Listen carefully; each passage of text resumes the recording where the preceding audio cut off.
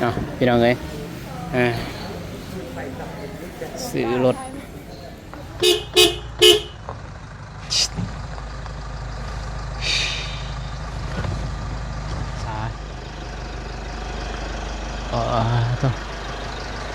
โตเตี้ยเพเนาะปี2024ไผ่กันไผ่แสงสีปี2024เพเนาะเรียกไรนกไรเนอร์กันว่า LED เพเนาะดอก LED ก็เดี๋ยวจะเป็นสีจึ๊บหน่อยเนาะ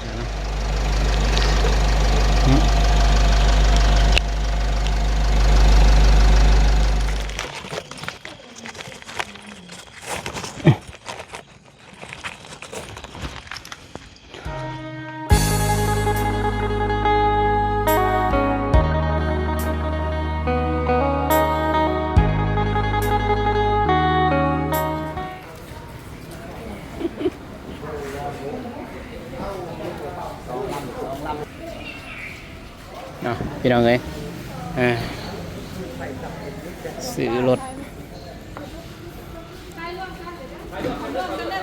รวมเลยปะ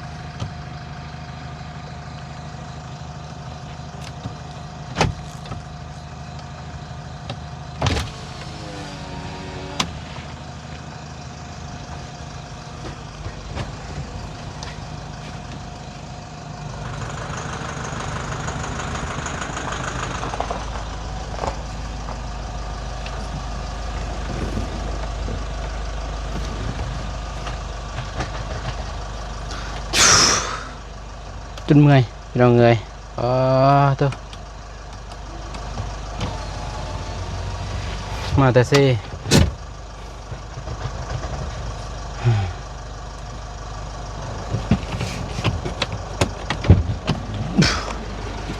บริถ่ายคลิปสักอยู่พน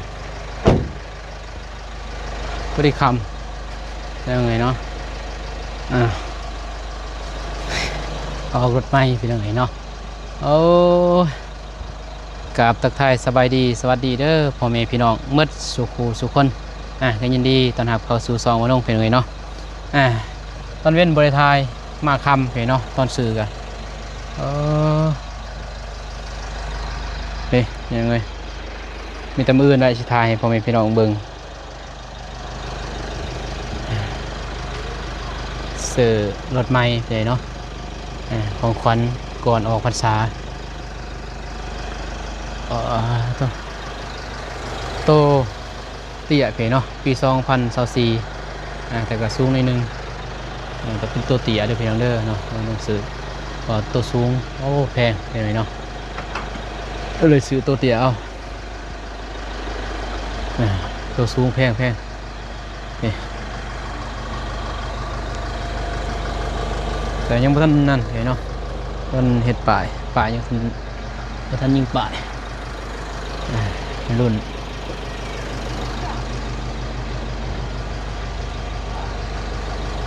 อีซูซูเนาะดีแม็ก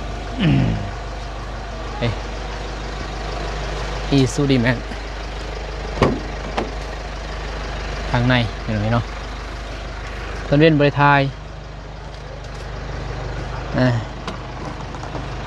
ตอนเว้นบริทายเป็นยังไงเนาะทายแต่มาหอเทือนพอ ไปซื้อคำเนาะเลาะจนเมื่อยนี่แหละสภาพรถเห็นไหมเนาะมืออื่นสผูกคอต่อแขนมือนี้บ่ทันคำแห้งคำเกินเห็นไหมเนาะด้านในรีวิวแบบขาวๆเห็นไหมเนาะมีแต่มืออื่นมาแหละสผูกคอต่อแขนสีอัปเดตให้พ่อแม่พี่น้องเบิ่ง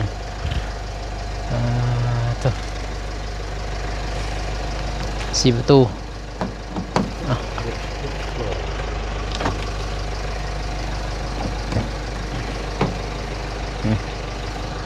แต่เป็นตัวเตี้ยพี่เนาะหัวหนังสือ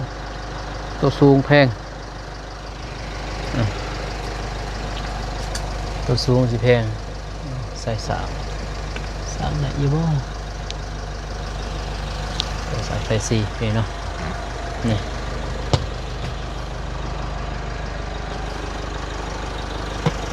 ตัวนี้เราเกาะ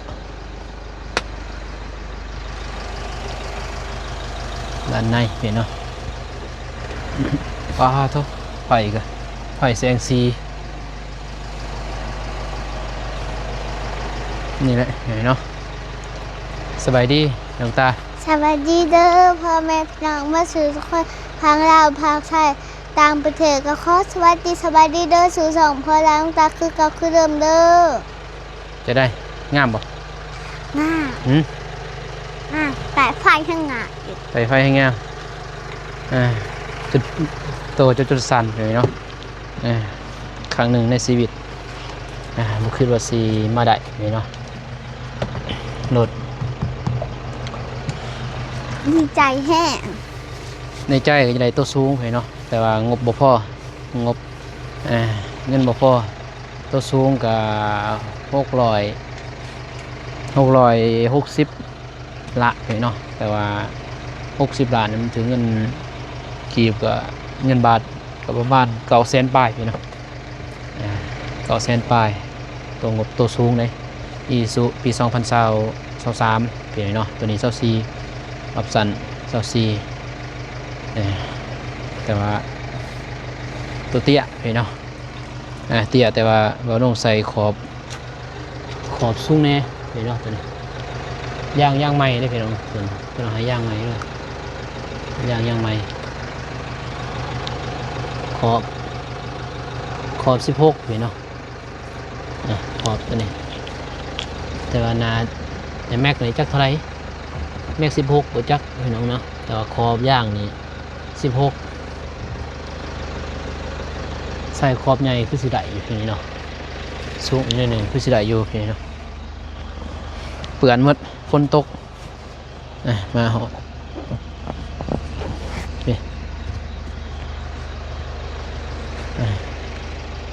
ลงตาเพิ่นอยู่ไหนนี่กระดานนี้เนี่ย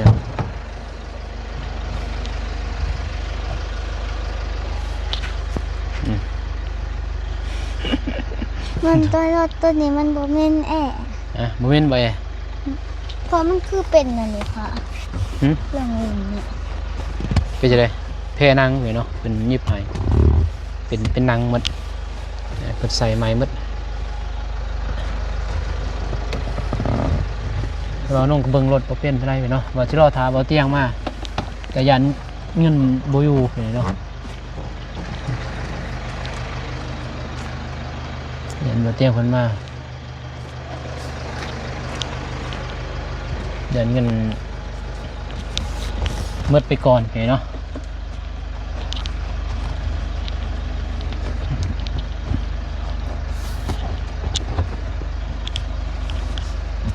พอนั่งได้ล่าคนได้หน่อยอยู่หน่อยนี่หน่อยมีจากปะขวดน้ำกระปะอยู่นี่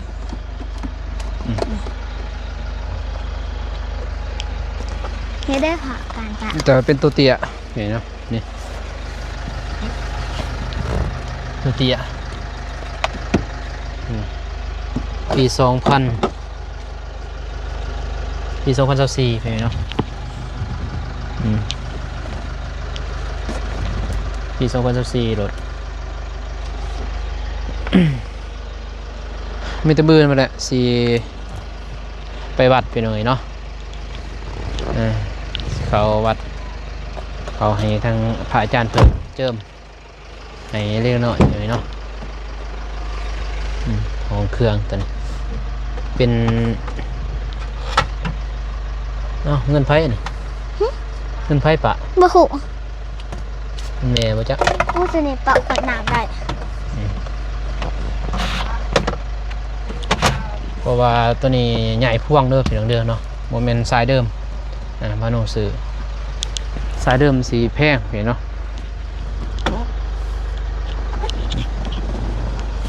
น้องก็เสก หวังดีเนาะ ขอยานมันรถตามรถเปลี่ยนเป็นว่าเห็นเนาะมันน้องก็เสกเบิ่งแม็กไรนอกไรเนอร์เป็นว่า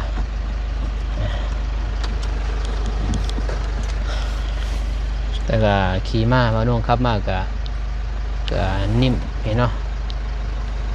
นิ่มเติบแต่ว่าน้องกับเพิ่นดึงปันไดนะแจ็คสินิ่มปันไดก็ยังบ่ฮู้เพราะเฮาบ่ฮู้เด้เฮาก็บ่เก่งขับรถบ่ทันเก่งพี่น้องบ่น้องก็อันนี้แวนเอาดอก LED นี่เนาะดอก LED ตอนเว้นบริทายเมื่อยพี่น้องเนาะโอ้ขี่รถ5 เลาะเบิ่งรถเบิ่งล่างนบริทาย3 ทายน้อยนึงตอนให้เงินเพิ่นพี่น้องเนาะตอนนั่นแหละตอนทายหูไกนี่ดิตอนเข้มขัดนี่ลูกเข้มขัดเข้มขัดนี่เลยอยู่นี่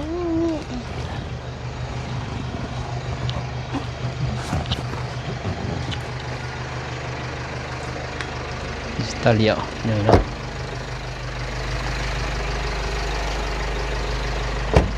ตาเหลียวก็เป็นสีจึ๊บจึ๊บจึ๊บนี่เนาะดอก LED แบบนี้เนาะส้มใหม่ปี2014เป็นนี่นี่เป็นตารางแบบนี้แต่ป้ายนี้ยังไม่ทันได้เนาะสองทิศตัวนี้นั่นแหละป้ายได้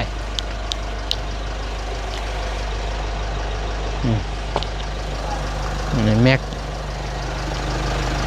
นุ่งเปลี่ยนแต่ตัวนี้เปลี่ยนย่างเลยเนาะย่างตัวนี้ดิสโตนย่างสีนี้ดิสโตนย่างตัวนี้ดิสโตน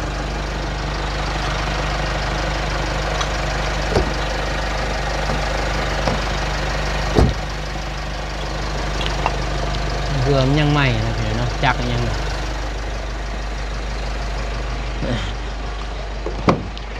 เป็นจุกเป็นจักรกันยังใหม่นะ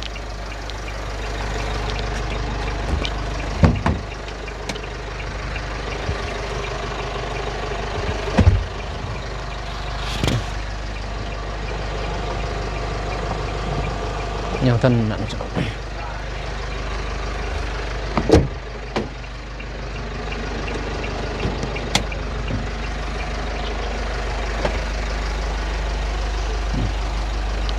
พ่อด้วยไปเมียนทรงหน่อคนเด้อ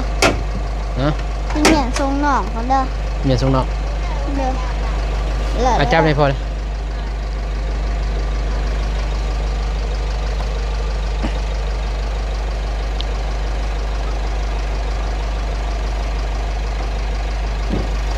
หนัก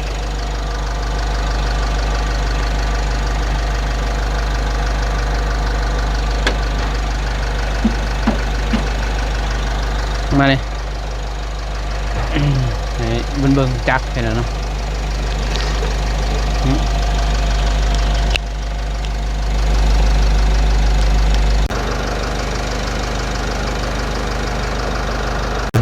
ยังไม่เนาะแต่มืออื่นเบิ่งอีกใน FC เบิ่งเนาะพ่อแม่พี่น้องเบิ่งมืออื่นมาโน้ที่ทายตอนสอบเพราะว่าสีไปนั่นก่อนให้พระอาจารย์เพิ่นเจิมเพิ่นยังผูกคอต่อแขนไปเนาะมืออื่นเท่านั้นเพราะว่าน้องก็เรื่องว่ามาคำวันนี้เป็นไรเนาะ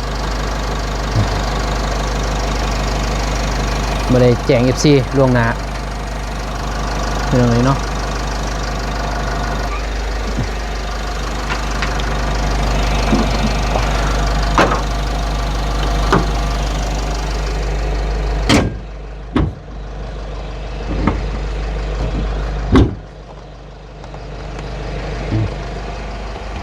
เรียบร้อย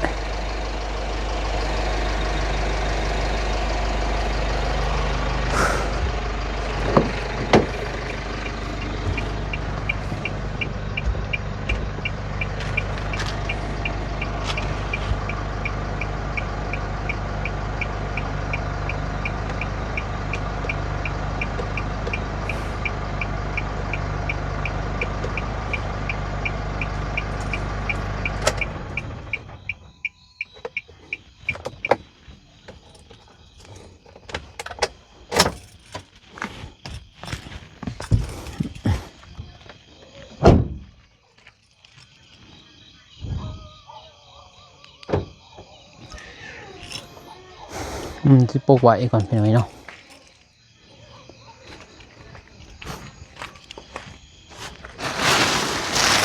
แถมธงอันนี้ปลดแถมธงปกรถอะไรเนาะ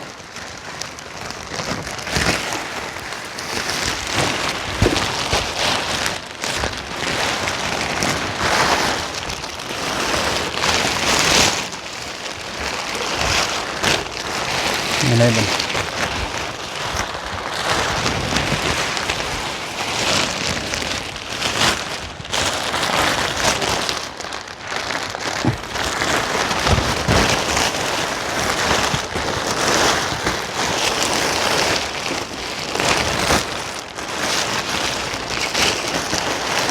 มืออื่นสิรีวิวหอมๆคันเลยเนาะ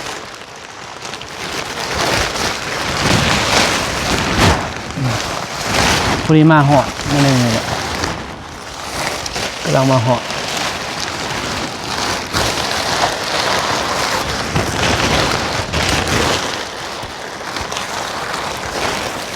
เลยคนเดียว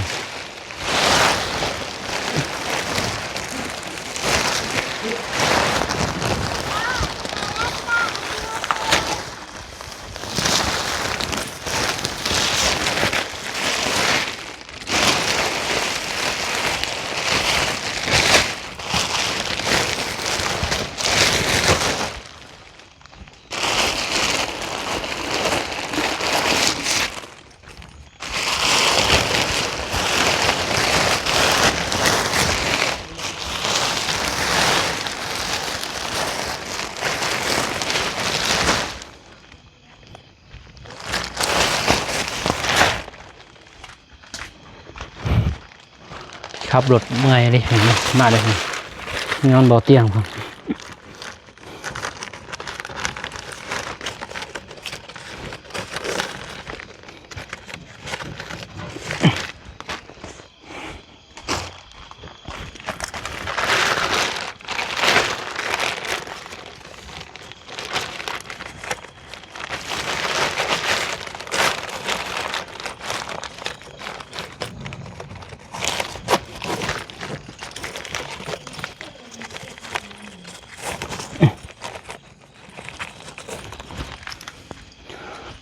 มือมาแล้วจะบอกทีมงานผูกคอต่อแขนเป็นยังไงเนาะ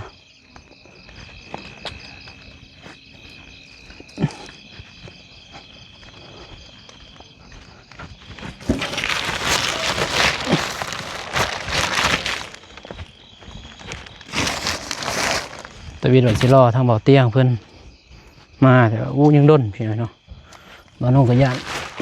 นเงินมืดไปซื้อเนื้ออื่นพี่น้อยเนาะเลยไปซื้อซะนี่ก็ไม่ได้ว่าจะไปซื้อหรอกไปเบิ่งว่าไปกับน้องเดี๋ยวเนาะน้องทางเมียเพิ่นไปคือว่าสิไปส่งเพิ่นซื้อดอกเอาไปเอามา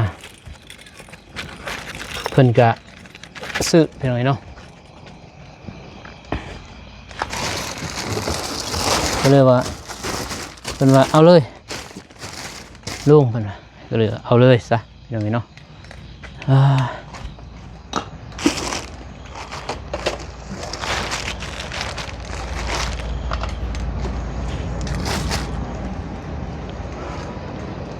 นี่ก็รถคือกันเนี่ย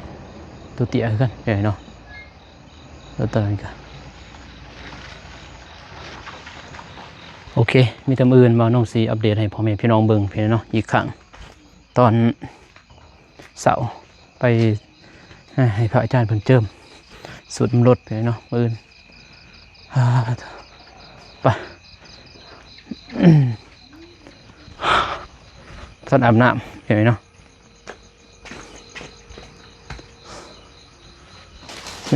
ตัวสวัสดีเอวาไปซ้ายมาหน่ะบ่มานอนไว้เถอะเว้ยอีหยังห้องไผห้องฮะไผห้องมื้อหนึงวะ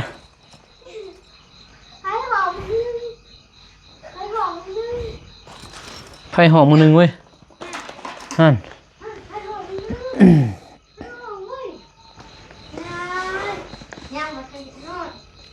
นี่ท่านยังนอนมา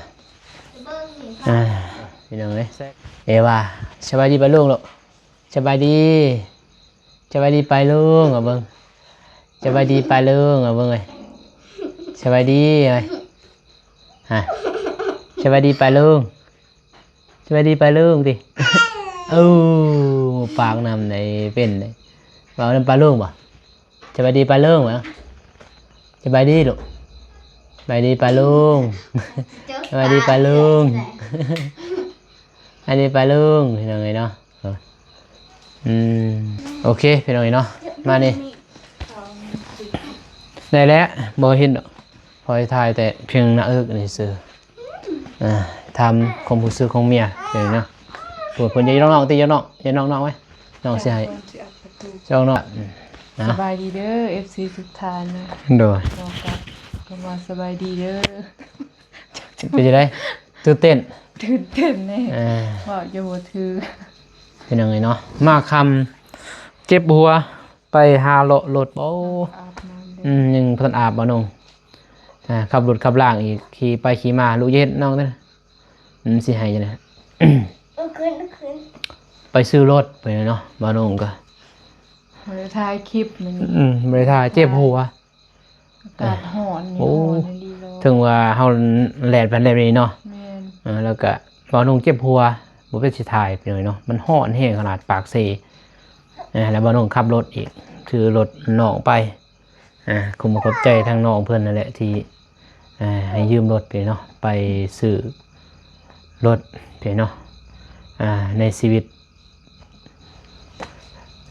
ของบ่น้องกับภรรยาไปเนาะซื้อรถเป็นครั้งแรกรถกระบะแต่ว่าในใจบ่น้องอยากได้ตัวสูงไปเนาะแต่ว่าเงินบ่พอเงินบ่น้องบ่พอ โหดเกิน ราคาโหด สูบบ่ไหว แต่ว่าตัวสูงก็มีตัวต่ำราคาต่ำนะซ้ำเงินเฮาแต่ว่ามันปีต่ำอีกเพเนาะซ้ำเงินบ่น้องอ่ะแต่ว่า ปี17มันปี17ปี15เนาะ แม่น มันโอ้โหดอะลี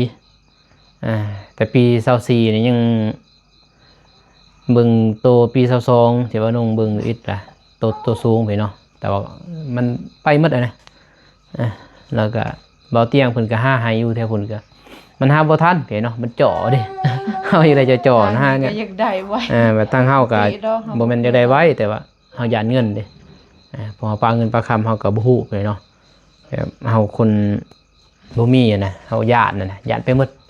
ได้เงินเป็นก้อนมาเนาะเฮาก็ เพราะ แบบ ว่าบ่ได้ไหวธนาคารเนาะ แม่นเฮาก็ย่านน่ะนะเป็นจังซี่เนาะก็เลยว่ามาถามเป็นจังได๋ความรู้สึกในรถในชีวิตครั้งหนึง รู้สึกดีใจนั่นแหละบ่คิดบ่ฝันดอกว่าศาสตร์เนี่ยสิได้เพราะว่าเฮาแบบเอากันมาแต่ทำอิฐแบบเป็นครูหนึ่งที่บ่มีอิหยังเลยแบบที่ แบบลำบากนะแต่เอากันบ่มีหยังพอดิเงินเว้าความขี้หายว่าเงินว่าแสนหนึ่งล้านหนึ่งยังบ่มีความว่าเฮาทุกข์กันนะแต่เอากันมา เพราะว่าคือเมียเพิ่นว่าไปเนาะแบบที่บ่าวนุ่งมาอยู่น้ำเมียนี่บ่าวนุ่งก็บ่ได้แต่งได้แป้งได้ไปเนาะแล้วก็ทางพ่อเฒ่าแม่เฒ่าเพิ่นก็บ่ได้ว่าหยังดอกเนาะแต่ว่าเงินที่บ่าวนุ่งกับเมียหานี่หาโดย2คนเนี่ยบ่มีหยังไปเนาะพ่อเฒ่าแม่เฒ่าเพิ่นให้เงินให้ทางบ่าวนุ่งตอนเฮาลงเนาะ5 ล้านไปเนาะเอา5 ล้านตอนนั้นไปซื้อไม้ได้ไปเนาะไปเฮ็ดไม้เฮ็ดเรือนตะกี้5 ล้านก็ยังได้อยู่ไม้เฮ็ดเรือนนั่นแหละ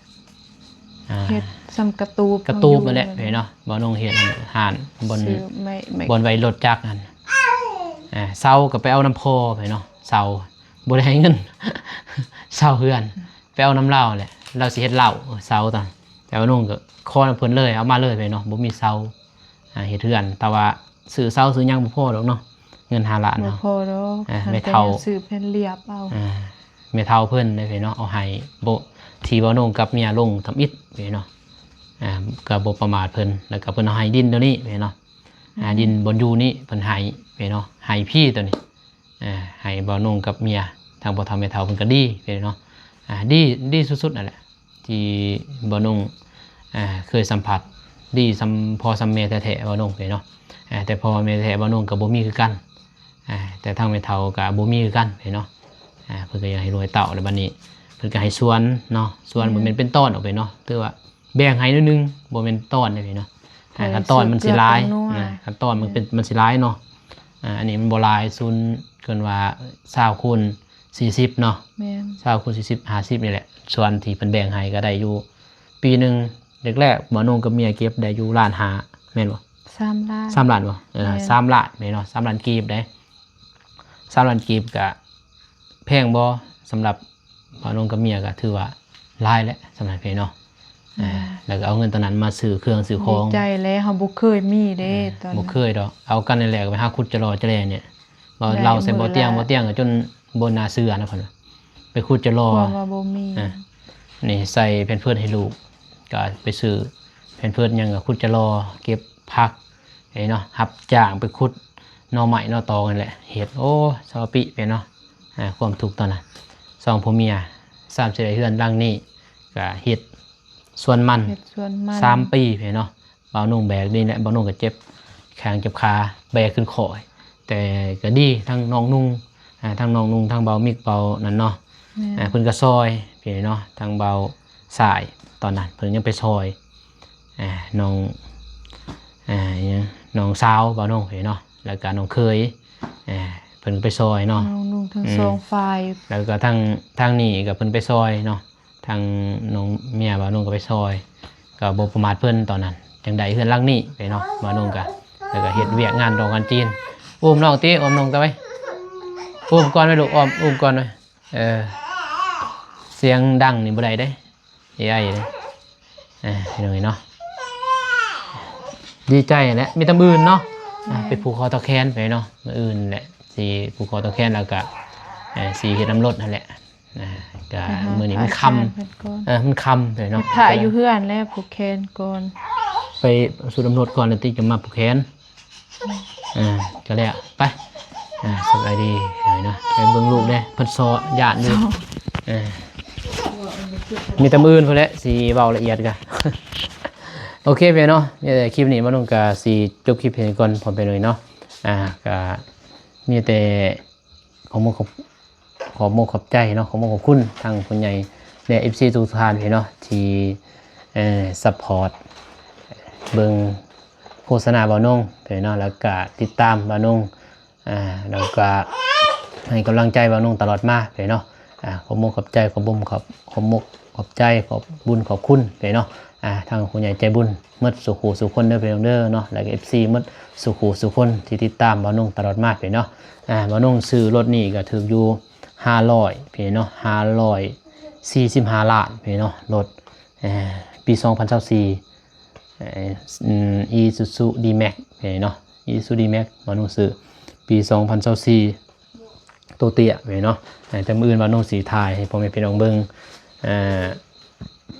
เล็กๆน้อยๆพี่น้องเนาะถ่ายละเอียดเลยรีวิวละเอียดมื้ออื่นพี่เนาะเพราะว่าสิบอกน้องนุ่งสิบอกหมู่ครูหรือว่าทีมงานก็จักสิบอกได้พี่เนาะเพราะว่าบ่มีหยังหั่นน่ะบ่นุ่งก็หมดเนาะหมดต้นหมดโตเลยบ่ก็บ่ได้สิบ่ได้บอกไผพี่เนาะมีแต่ญาติพี่น้องอยู่นี่แหละอยู่เฮือนใกล้ๆนี่เฮ็ดกระปุกกระปุนกินเล็กน้อยซื้อพี่เนาะเป็นพิธีซื้อถ้ามีบัดหน้าบัดในถึงว่ากันพี่เนาะเก็บเงินเก็บคำก่อนเดี๋ยวนี้บ่มีพี่เนาะถ้าพุ่นแหละเฮ็ดแหล่เฮือนแหล่ซ่านจึงว่ากันตอนนั้นตัวนี้มันบ่มีรีพี่หมดเลยเลยบ่ได้บอกน้องนุ่งเพิ่นว่ามาแสดงความยินดีพี่เนาะบ่ได้ผูกต่อแขนแบบใหญ่นะพี่เนาะมีแต่เฮ็ดแบบพ่อแม่ครอบครัวแล้วก็สิไปหาพ่อแม่อยู่บ้านอีกพี่เนาะให้เพิ่นผูกคอต่อแขนเท่านั้นก็มีแต่จังซั่นพี่เนาะก็ขอบใจเด้อเมื่อสู่ครูสู่คนที่ติดตามรับชมพี่เนาะพอกันในคลิปหน้าคลิปนี้ขอกล่าวคำว่าสบายดีเด้อพี่น้องเด้อไปบ๊ายบาย